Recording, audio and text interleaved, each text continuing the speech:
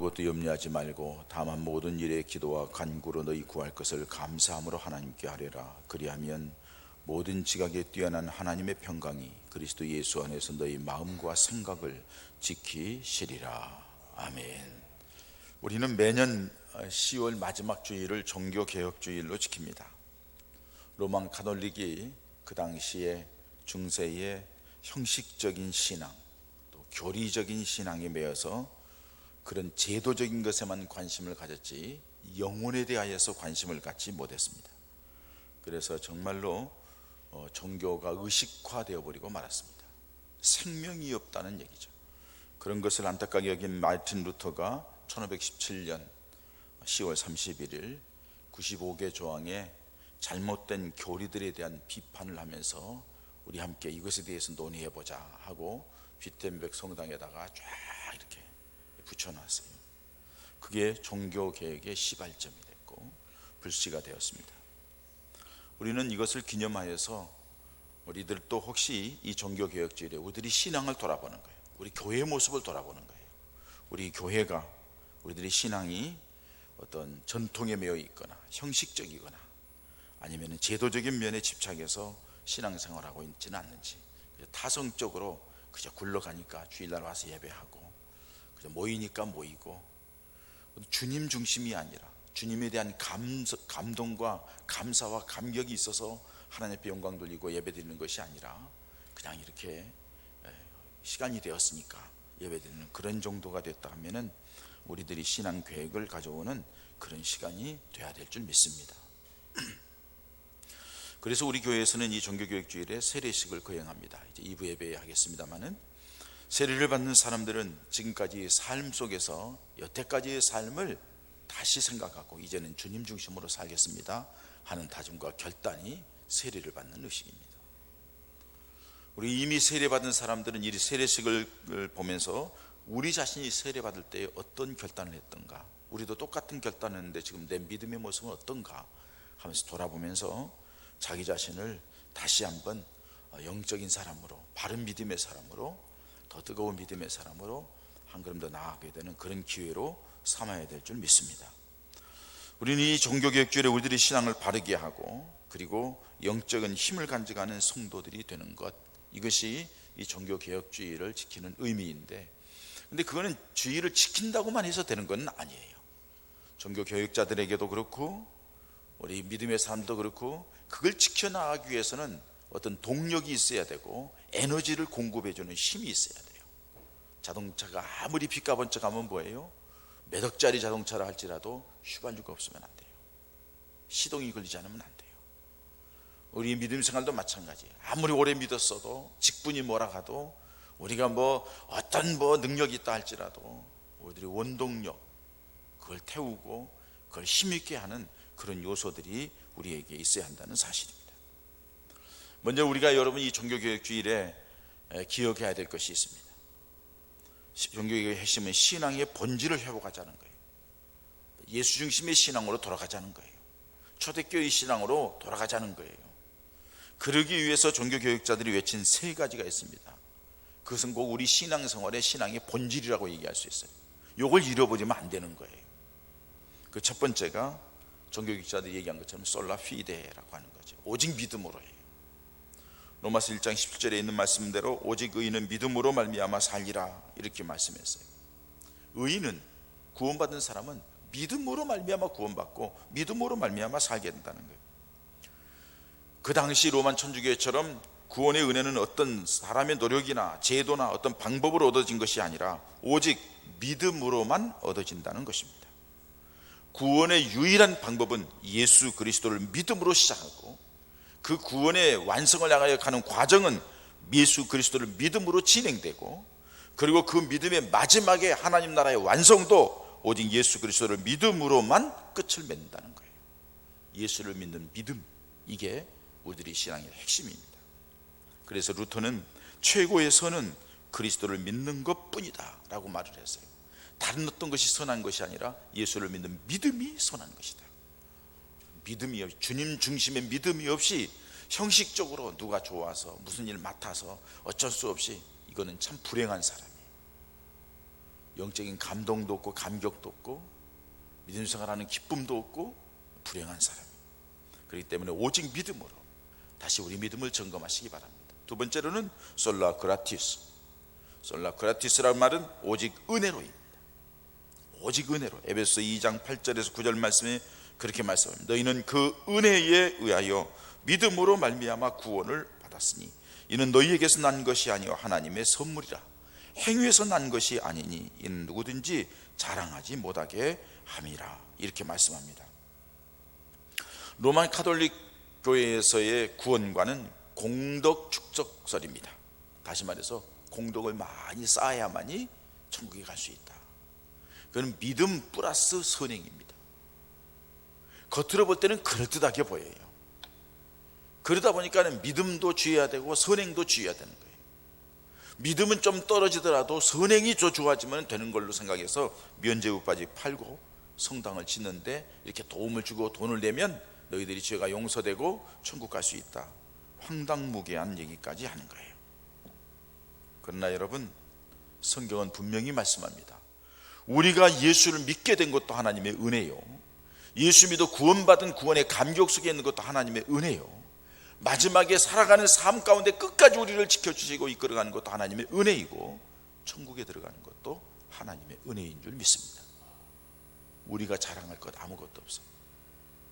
우리 열심, 우리들이 똑바르게 간다고, 우리가 뭐 똑똑해서 잘 분별해서 잘한다고, 다 그것도 하나님께서 우리에게 주신 은혜일 뿐이고 우리가 살아있기 때문에 그렇게 할 수 있는 것 뿐이에요. 그래서 구원은 하나님의 값없는 선물이라고 말씀합니다. 인간의 공로는 조금도 들어가 있지 않습니다. 인간의 노력은 조금도 들어가 있지 않습니다. 들어갈 수가 없습니다. 구원은 하나님이 계획하셨고 하나님이 이루셨고 하나님이 주신 것이지 결코 인간이 획득할 수 없는 것이 진리의 말씀입니다. 이것을 개혁자들이 깨달았습니다. 그래서 오직 은혜로만 구원받는다고 깃발을 높이 들었던 것입니다. 세 번째는 솔라 스크립투라, 오직 성경으로입니다. 오직 성경으로. 중세 로마 가톨릭 교회는 진리를 파악하는 기준을 오직 성경으로 하지 않았어요. 교황의 가르침, 교회의 전통, 여기에서 그들은 교회의 진리를 찾았습니다. 종교회의에서 채택한 어떤 신조나 역대 교황들이 어떤 포고령을 내렸을 때 그 포고하는 것이 성경과 동일한 무게를 가졌어요.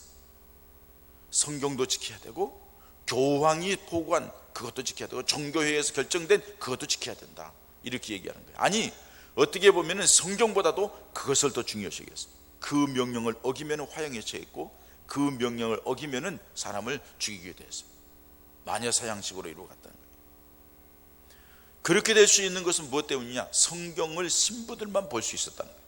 라틴한 성경을 신부들만 봤어요. 교인들은 몰라요. 그러니까 신부들이 말하는 대로 따라가는 거예요.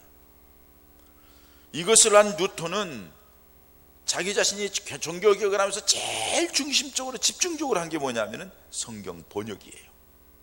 라틴어를 독일어로 성경을 번역해서 독일 백성들에게 다 읽게 만드는 거예요. 하나님의 말씀을 바로 알고 하나님의 말씀을 바로 믿어야 된다 하고서 전했던 거예요. 그리고 루터는 고백합니다. 나의 신앙은 오직 그리스도의 말씀에 사로잡힌 포로이다, 이렇게 말합니다. 나의 신앙은 다른 지엽적인 문제가 아니다. 사람이 미워서, 교황이 미워서, 누가 미워서가 아니라 나의 신앙은 오직 그리스도의 말씀에 붙잡힌 포로다. 나의 신앙은 오직 예수 그리스도만 붙잡는 그런 믿음이다 하고 고백을 하는 거예요. 하나님의 말씀을 통해서만 하나님과 종교 문제에 대한 바른 지식을 얻을 수 있다고 외쳤던 것입니다. 종교개혁은 하나님의 말씀을 바로 알고 바로 믿자는, 말씀으로 돌아가자는 운동이었다는 것입니다. 여러분, 개혁자리 된 것은 이 세 가지입니다. 오직 예수를 믿는 믿음으로만, 오직 하나님의 은혜로만, 그리고 오직 하나님의 말씀으로만 우리가 구원받고 예수님 앞에 바르게 설 수 있는 믿음의 모습이다 하는 것을 말씀해 주고 있습니다. 여러분, 이 종교개혁주의에 우리 한번 돌아보자고요. 우리 믿음이 오직 예수입니까? 우리가 이렇게 지금까지 살아온 것이 오직 주님의 은혜입니까? 우리가 지금 살아가는 삶의 중심축이 오직 하나님의 말씀 중심입니까? 한번 여러분 생각해 보십시오. 여기에서 잘못되었다 하면은 우리는 이 종교개혁주일에 우리들의 신앙을 개혁해야 될 줄 믿습니다. 개혁되어야 됩니다. 여러분, 개혁은 다른 데서 물리적으로 이렇게 해주는 것이 아니라 개혁은 우리 내부에서 일어나야 되는 거예요. 내 안에서, 우리의 삶 속에서 내가 개혁을 하고 내가 바르게 서는 거지 누가 대신해 줄 수 없는 거예요. 개혁하려고 하는 마음을 가지면은 하나님께서 은혜의 역사로 함께 하실 줄 믿습니다. 두 번째로 종교개혁을 위해서 루터에게 주어진 원동력이 무엇입니까? 서론에서 말씀드렸어요. 이런 세 가지 캐치프레이즈를 가지고서 이렇게 돼야 된다, 이렇게 해야 된다 알아요. 그리고 그것을 당당하게 이렇게 해야 된다고 외치고 나아가야 되는데 그게 쉽지가 않아요. 우리도 그렇지 않아요. 어떤 결단을 하고 나가야 하는데 그게 쉽지가 않아요. 머뭇거려요. 내 자신이 힘들어서 머뭇거리고, 환경을 보면서 머뭇거리고, 사람 눈치 보면서 머뭇거리고, 여러 가지 속에서 머뭇거리는 것, 이거 우리가 가지고 있는 기본적인 그런 우리 연약함일 수 있어요. 루터에게도 그랬어요. 루터가 이렇게 분명한 확신을 가졌을 때 그것으로 행동으로 옮길 수 있도록 힘과 능력을 준 것이 무엇입니까? 그것을 이루기 위해서 불쏘시개 역할을 한 것이 무엇입니까? 다시 말해서 종교개혁의 원동력, 오늘 설교 제목에 있는 것처럼 종교개혁의 동력이 무엇입니까? 그것은 바로 기도였습니다. 마틴 루터도 종교개혁을 하면서 자신을 향해 오는 수많은 사탄의 세력들과 싸워서 승리할 수 있었던 것은 기도의 힘이었습니다. 웜스에 나와서 종교 재판을 하겠다, 가지 말라고 사람들이 말을 합니다. 가면은 죽는다고, 곤모술수라고. 웜스 성당에 기와장처럼 더 많은 마귀가, 사단이 덤빈다 할지라도 나는 예수의 이름으로 당당하게 나아가겠다 하고 나아가는 거예요. 그 힘이 어디에서 나왔을까요? 하나님이 함께 하시고, 하나님이 기뻐하시고, 하나님이 나와 동행하시면서 나를 이끌어 간다는 확신을 가졌기 때문에, 그 확신이 어디서 나왔을까요? 그것은 바로 무릎 꿇는 기도의 힘이었다는 사실입니다. 그래서 루터는 고백을 합니다. 종교개혁을 하면서 자신을 향해 오는 수많은 사단의 세력들을 싸워 승리할 수 있던 것은 기도의 힘이었다고 말하면서 자신이 개혁으로 바쁘게 살아가면서 자칫 소홀해지기 쉬운 기도 생활에 대해서 이렇게 말합니다. 자기 자신은, 나는 평상시에는 1시간씩 기도했으나 바쁠 때에는 3시간씩 기도했다. 바빠서 주님 잃어버릴까 봐, 바빠서 자기가 앞장설까 봐, 급해서 주님을 뒤로 하고 다른 어떤 것이 앞장설까 봐 자기 자신은 그것을 위해서 더 주님 앞에 기도하고 주님을 바라봤다고 고백하고 있는 것입니다. 여러분들 잘 알다시피 기도는 우리의 영성을 깨우게 합니다. 기도는 우리의 영을 맑게 만듭니다. 그래서 하나님의 뜻을 분별하게 하는 것이 기도의 힘이라고 얘기할 수 있습니다. 그렇기 때문에 기도함으로 우리는 그 확신 속에서 담대함을 얻고 당당하게 나아가게 되는 것입니다. 이게 바로 믿음의 사람의 힘이죠. 하나님이 믿음의 사람들에게 베푸시는 능력의 통로가 3가지가 있습니다. 여러분, 성경을 보십시오. 하나님이 베풀어준 능력의 통로가 있는데 한 가지는 말씀입니다. 하나님의 말씀에 순종하면 기적이 나타나는 거예요. 하나님의 말씀에 따라가면 능력이 나타나는 거예요. 하나님의 말씀입니다. 두 번째로는 찬송입니다. 찬송할 때에 하늘문이 열리고, 찬송할 때에 하나님의 역사가 나타나는 거예요. 다윗이 찬송을 부를 때에 사울에게 있던 귀신이 떠나가는 역사가 있었던 것처럼 찬송은 능력입니다. 그런데 여러분, 찬송을 할 때는 가사를 생각하면서 힘있게 찬송하십시오. 하나님의 역사가 나타날 줄 믿습니다. 찬송하다가 병마가 떠나가고, 찬송하는데 하나님이 주시는 놀라운 역사가 나타나는 거예요. 세 번째로는 성령의 능력입니다. 성령의 역사입니다. 하나님이 직접 개입하셔서 삶 속에 이렇게 저렇게 역사하시는 성령의 역사입니다. 그런데 여러분, 말씀을 읽어도 찬송을 해도 성령을 의지한다 하면서 나아가서 무슨 일을 해도 그렇게 힘이 없습니다. 능력이 없습니다. 능력이 나타나지 않습니다. 왜 그럴까요? 형식적이고 타성적이고 습관적이고 머릿속으로만 알고서 행동하기 때문인 것입니다. 그 통로에 능력이 나타나지 않는 이유는 무엇입니까? 기도가 없었기 때문입니다. 기도하면서 말씀을 읽을 때에 말씀에 깨달아지는 거고 하나님의 은혜가 임하는 겁니다. 기도하면서 찬송할 때에 그 찬송이 하늘보좌를 움직이고 하나님의 역사를 가져오게 되는 겁니다. 기도하는 자에게 성령의 역사가 나타나게 되는 것입니다. 그렇기 때문에 기도라는 것은 우리의 삶 속의 모든 것에 불쏘시개 같은 역할을 하게 된다는 사실입니다.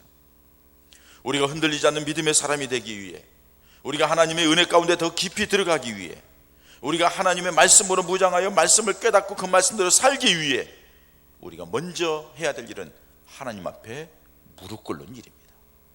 말씀을 읽기 전에 하나님 말씀하십시오. 종이 듣겠나이다. 주님이 오늘 내가 이 말씀을 통하여서 주시는 대로 은혜를 받은 대로 그렇게 행동하겠나이다 하는 기도의 모습이 있습니다. 여러분들 이 시간에 와서 예배를 드릴 때 무엇을 위해 기도했습니까?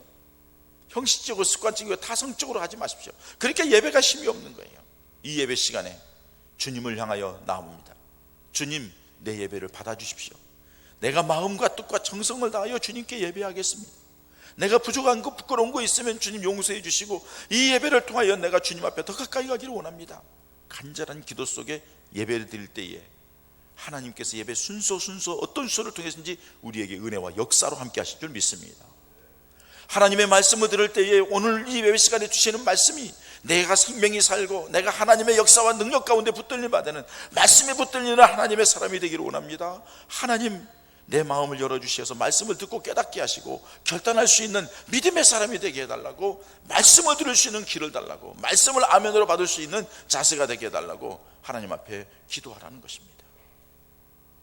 기도하면서 하는 사람이 신령한 들려지는 말씀이 심령 속에 깊이 뿌리 박힌 모처럼, 잘 박힌 모처럼 박혀지는 은혜가 있게 될 줄 믿습니다. 한마디로 성도들이 능력 있는 성도가 되려면 기도하는 성도가 되어야 한다는 겁니다. 기도가 없는 성도는 교만한 성도입니다. 하나님을 의지하지 않는다는 겁니다. 기도 없는 성도는 영이 말라서 삭막합니다. 그러니까는 말라비틀 퍼석퍼석 먼지가 나고 조금만 뭐 하면 먼지 푸석푸석 풍기면서 시험 들고 엉뚱한 소리하고 자꾸 인간적인 생각을 하게 되는 겁니다. 감동이 없습니다. 믿음 생활하는데 기쁨이 없습니다. 감사가 없습니다. 기도하지 않는 성도는 무능한 성도가 될 수밖에 없습니다. 그렇기 때문에 예수님께서도 육신을 가지고 있는 동안에 습관을 따라서 새벽 기도도 하고 철학 기도도 하고 하나님을 향하여 기도했던 것을 알 수가 있고, 예수께서 심지어는 기도 외에는 이런 유가 나갈 수가 없다고 이렇게 말씀하신 것도 봅니다. 오늘 본문이 들어있는 빌립보서는 에베소, 골로새, 빌레몬서와 함께 옥중 서신입니다. 바울이 감옥에서 썼다는 겁니다. 특별히 오늘 빌립보서는 기쁨의 서신이라고 얘기합니다.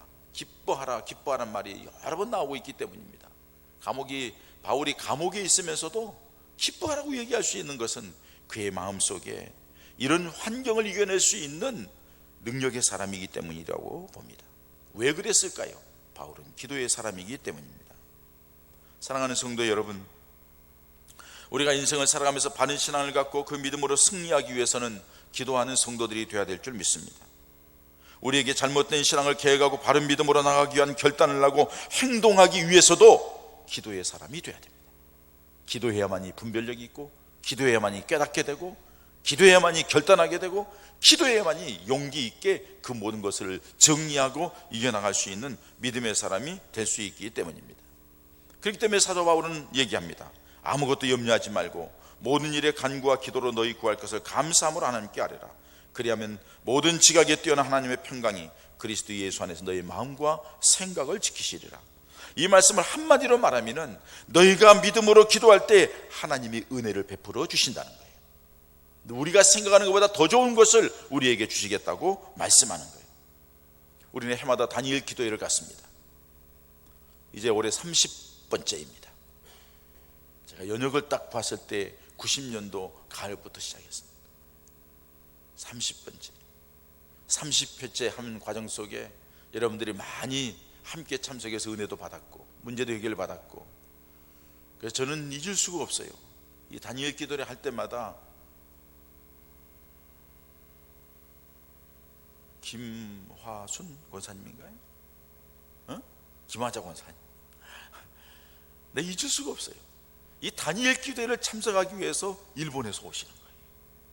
살아계실 때 다니엘 기도에 참석하기 위해서 마지막까지 참석하기 위해서 일본에서 오시다가 쓰러져서 하네다공항에서 다시 돌아갔어요.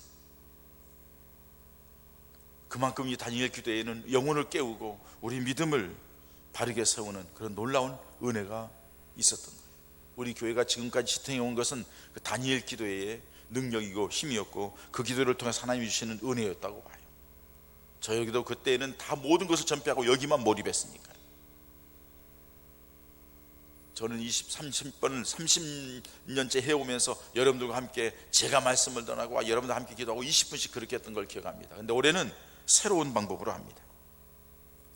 전국에 있는 12,000도 넘는 교회들이 온라인을 통해서 함께 이 저녁 기도회를 합니다. 11월 1일부터입니다. 이번 주 금요일부터입니다.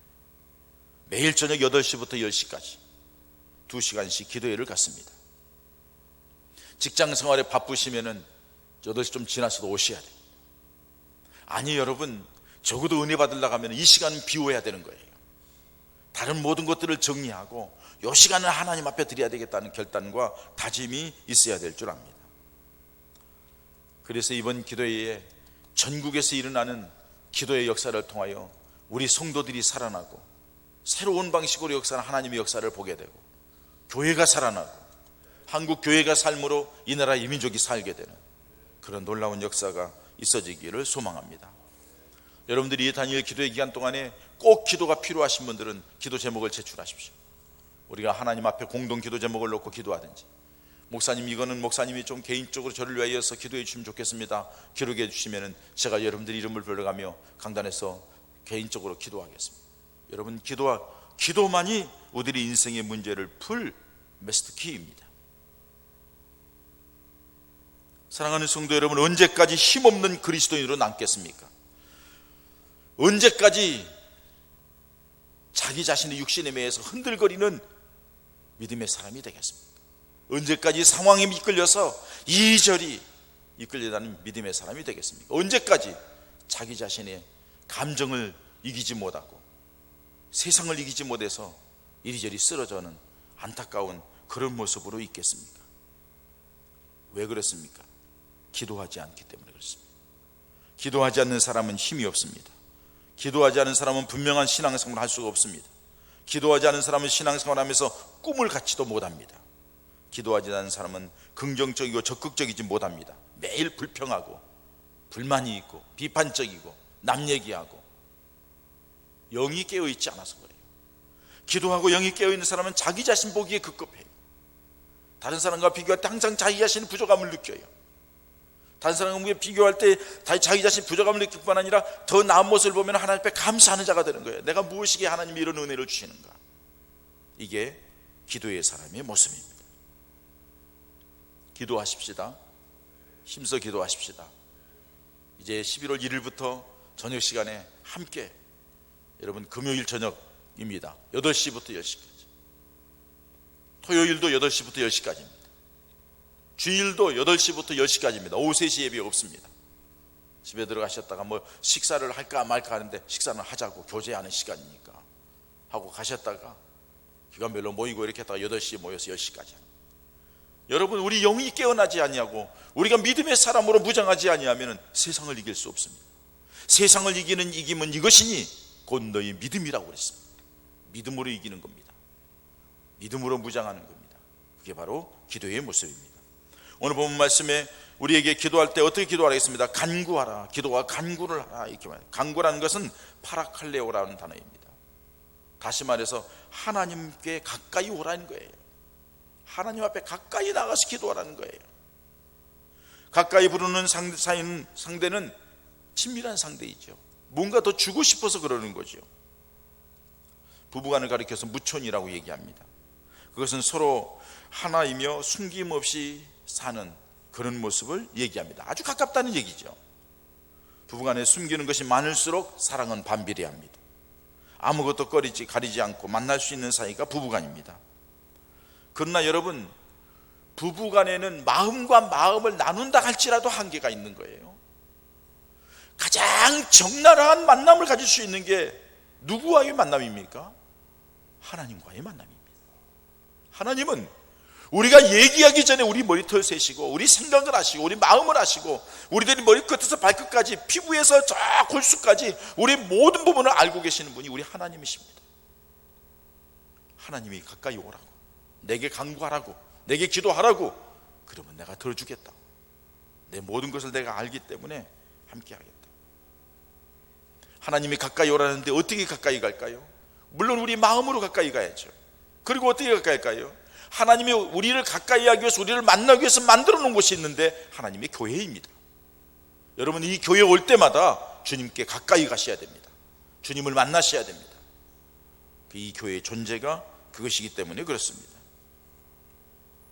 이번 기도의 기간 동안에 힘들고 어렵지만은 주의 전을 향하여 주께로 가까이 갑니다. 주께로 가까이 갑니다. 나와서 이 전에서 주님을 만나고 주의 역사를 보는 은혜가 있기를 축원합니다.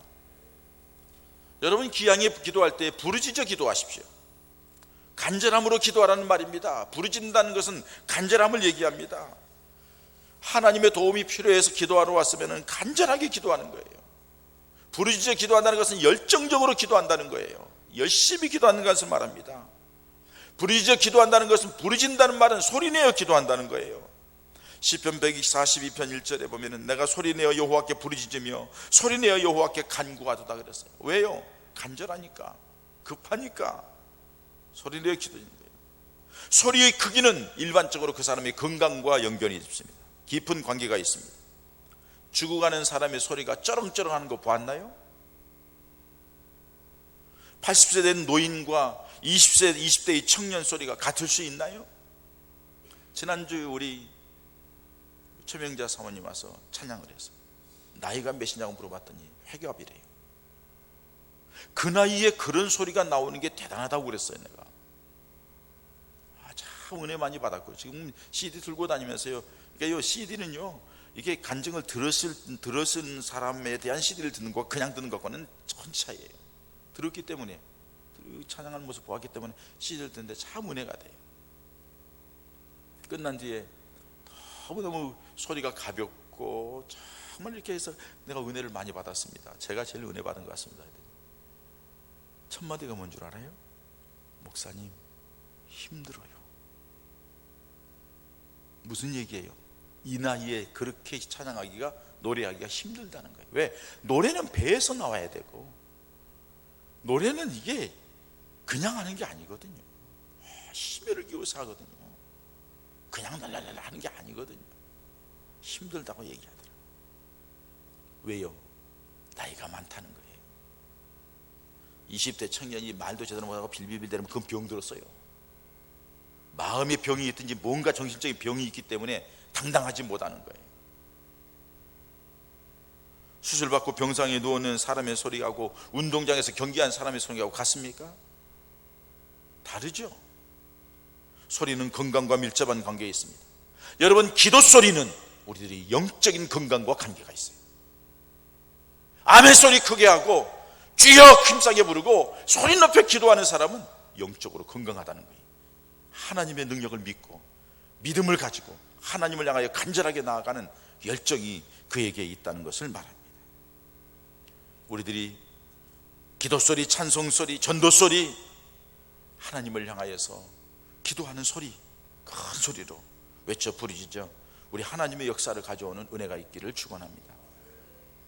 마지막으로 여러분, 기도는 감사함으로 하는 거예요. 감사함으로. 기도할 때 감사하며 기도한다는 것은 뭘 얘기하는가요? 하나님이 내 기도를 들으신다는 것을 믿기 때문에 감사하는 거예요.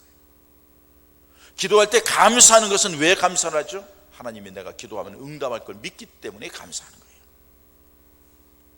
바울은 아무것도 염려하지 말고 모든 일에 기도와 간구로 너희 구할 것을 아뢰되 감사함으로 하나님께 구하라고 말씀합니다. 반드시 응답이 있다는 거예요. 오래전에 나온 어떤 집사의 책인데, 선불집사라는 책, 신앙 간증문이에요. 이분 얘기는 뭐냐, 하나님 앞에 뭐 소원하는 기도가 있으면은 먼저 이루어질 걸 믿고 선불로 하나님 앞에 감사하면 돼요. 그러면 하나님이 다 이루어줬다는 거예요. 여러분, 선불로 하나님 앞에 선불하는 거예요. 감사한 거 먼저 드린다는 거죠. 감사는 뭐예요?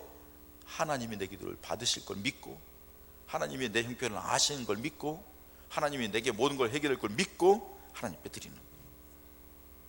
이렇게 믿음으로 간구하고 부르짖어 간구하고 기도하면서 감사하면서 기도하는 사람에게 하나님의 은혜와 하나님의 응답의 역사가 있게 될 줄 믿습니다.